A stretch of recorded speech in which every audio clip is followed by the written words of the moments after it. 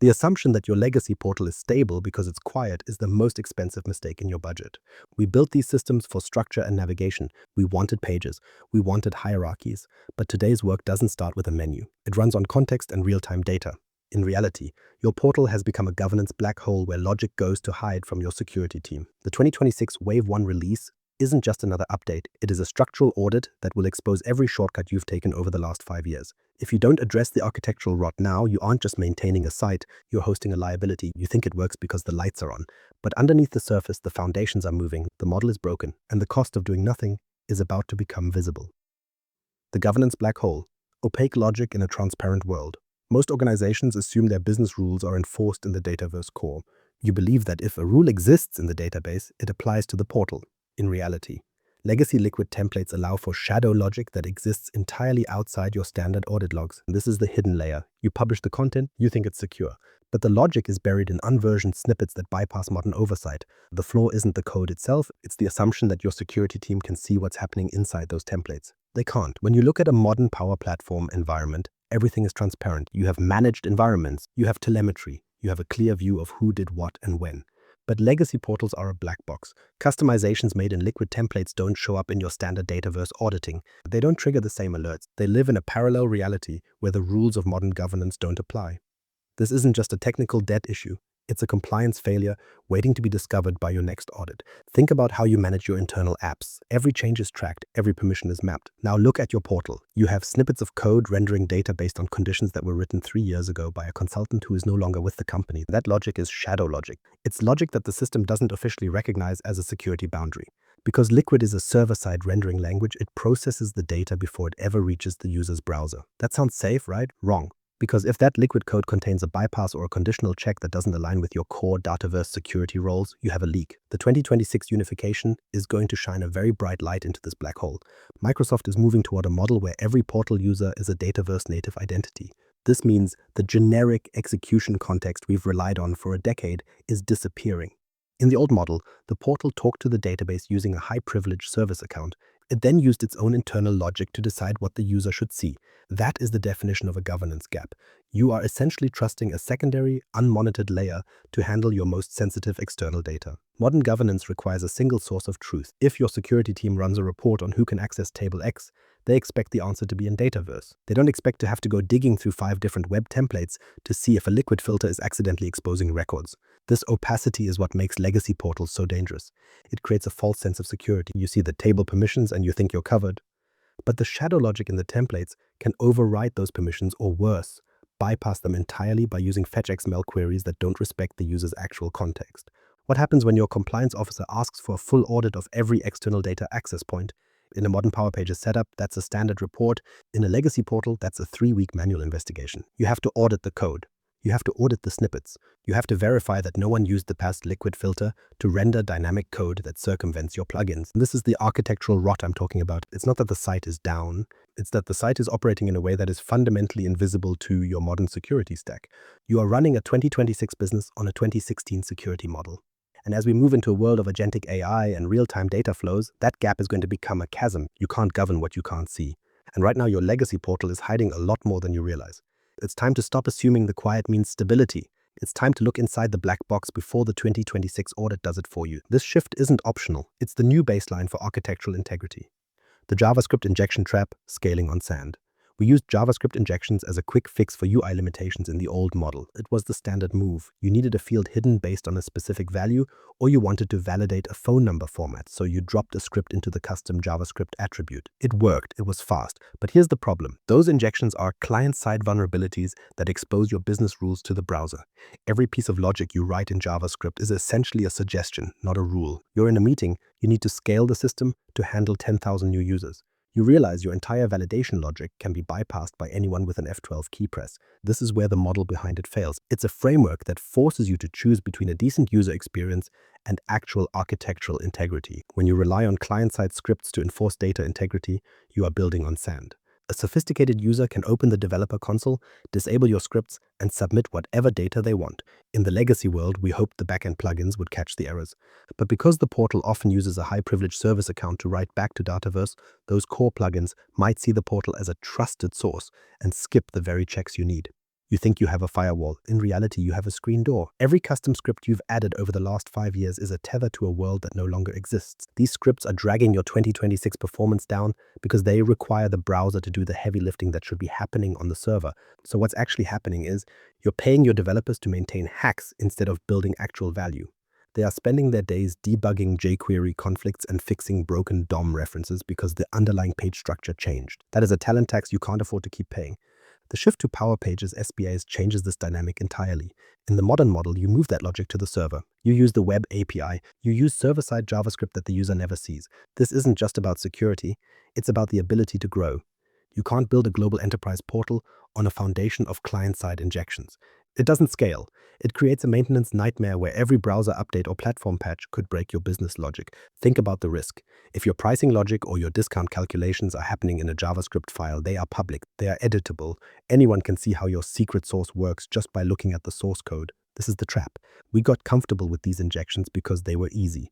We treated the portal like a website instead of what it actually is, a window into your most sensitive corporate data. As we approach the 2026 release, this quick fix culture is going to hit a wall. The new performance benchmarks and security agents are designed to flag these client-side dependencies as high risk. If your portal is still running on a mountain of custom JS to handle basic table operations, you're going to see your load times spike and your security scores plummet. You aren't just dealing with slow pages, you're dealing with a fundamental lack of control. Stop treating JavaScript as a substitute for proper architecture. Every time you write a script to fix a portal limitation, you are adding another brick to a wall that will eventually block your progress. The 2026 model demands a clean separation between the UI and the logic. It requires you to move those rules back where they belong, into the secure, governed environment of Dataverse. This is how you stop the budget bleed. You stop fixing the hacks and you start building a system that can actually handle the future. The 2026 security unification, the end of dual identities. Your portal currently treats users as contacts, while your internal apps treat them as system users. This isn't just a naming problem, it's a split security model. One side lives in portal web roles, the other lives in Dataverse security roles. That split creates extra checks, weak auditing, and too much guesswork when someone asks who actually had access to what. The 2026 Wave 1 change starts to close that gap. Power Pages users will still exist as contacts, but they will also sync into Dataverse as system users, marked as C2 users. Web roles stay in place too, but they also map into Dataverse security roles. So the assignment model stays familiar, while enforcement moves into a cleaner Dataverse native model. And this matters because existing sites don't need a forced migration project just to keep working. Microsoft is auto-syncing current contacts and web roles, which means your setup stays intact. But the governance model changes underneath it. Dataverse calls move closer to the real signed-in user context, audit trails get clearer, and your security team gets one place to inspect access instead of stitching together portal logic and back-end roles by hand. But that doesn't mean you can ignore the change. If you build reports, integrations, or custom checks around contact-only assumptions, you need to test them now. The old dual identity model created a lot of hidden dependencies. This update doesn't break the site on purpose, it exposes where your architecture was relying on the split. Technical debt as a career risk, the talent gap. Maintenance costs for legacy systems aren't just about server fees or licensing renewals. The real weight sits in the talent tax you pay every single month. You're currently looking for developers who understand archaic liquid patterns and complex jQuery workarounds. But the market has moved on. We are living in a world moving toward agentic AI and rapid low-code deployment. The people who actually enjoy digging through 5-year-old portal customizations are becoming a rare, expensive species. This creates a structural vulnerability in your department. The moment the system breaks is usually the same moment your last legacy expert walks out the door. You're then left with a monolithic site that nobody on your current team knows how to fix. When we talk about modernization versus replacement, we often focus on the upfront project cost. We ignore the fact that the cost of finding legacy specialists is inflating your operational budget by 40 to 60%. You are paying a premium for a skill set that is actively shrinking. It's failing because of this expertise gap. You're tethered to a technology stack that the market is sprinting away from. New developers want to work with React, the Power Pages web API, and modern CI/CD pipelines. They don't want to spend their time debugging unversioned snippets in a portals management app that feels like a relic from the early 2010s. And one level deeper, keeping this debt on the books blocks your team from learning the tools that actually drive growth. Every hour your senior architect spends patching a legacy liquid template is an hour they aren't spending on your AI strategy. You are essentially subsidizing your past at the expense of your future. This is a career risk for the leaders involved. If you are the person known for keeping the stable but quiet legacy portal alive, you are also the person who is seen as a bottleneck for innovation. The talent market is brutal right now. If you want to attract top-tier Power Platform talent, You have to offer them a modern environment. You can't expect a high performer to be excited about maintaining a black box portal with no source control and a client-side injection model. By staying on the old stack, you are effectively signaling that your organization isn't ready for the next wave of productivity. This isn't just about the code, it's about the culture of your IT department. Think about your succession plan. If your lead portal developer retires tomorrow, how long would it take to replace them? And what would that replacement cost in today's market? Most organizations find that the salary requirements for legacy experts have skyrocketed because the supply is so low. You end up trapped in a cycle where you pay more for less value. The shift to a modern, SaaS-managed model like Power Pages isn't just a technical upgrade, it's a talent strategy. It allows you to hire from a much broader pool of modern web developers. It moves the maintenance burden to Microsoft so your team can focus on the business logic that actually generates revenue. Stop paying the talent tax on a world that no longer exists. It's time to align your architecture with the talent you actually want to hire. The AI readiness wall, why legacy portals can't think. You want to implement Copilot. You want AI agents to handle customer inquiries, resolve tickets, and manage complex workflows. It's the vision every board is chasing right now. But here's the problem. AI needs clean, structured context, not logic buried in 2019 JavaScript snippets. Your legacy architecture was designed for navigation. It was built for a human clicking a link. AI starts with context. It needs to ingest your business rules as data, not as a series of visual hacks. The assumption is that you can just bolt on AI to your existing site. But the reality is that legacy debt acts as a firewall against innovation. If your validation rules exist only in a jQuery file, an AI agent can't see them. It can't respect them. It will try to process a transaction that your front end would have blocked, but because the logic isn't at the Dataverse core, the agent creates a data integrity nightmare. The model behind legacy portals is essentially a display layer. It's a way to show rows on a screen. Modern AI requires an API layer. It needs a system that can talk back and forth using standardized protocols. When you look at the Power Pages SPR model, you see the bridge. It provides the API-driven freedom that AI actually requires to function. It exposes the Dataverse web API in a way that allows an agent to understand the boundaries of what is possible. In the old world, we hard-coded the experience. In the AI world, we define the parameters and let the model navigate. If your parameters are hidden in liquid templates or unversioned snippets, the model is flying blind.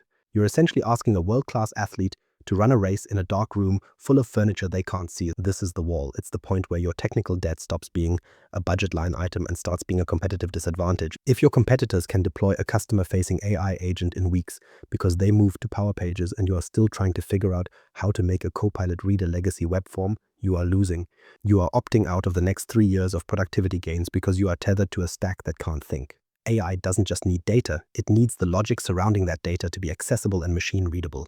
Legacy portals were built for a static world. They assume the user is a person who will read the instructions on the screen. AI doesn't read instructions, it follows the schema.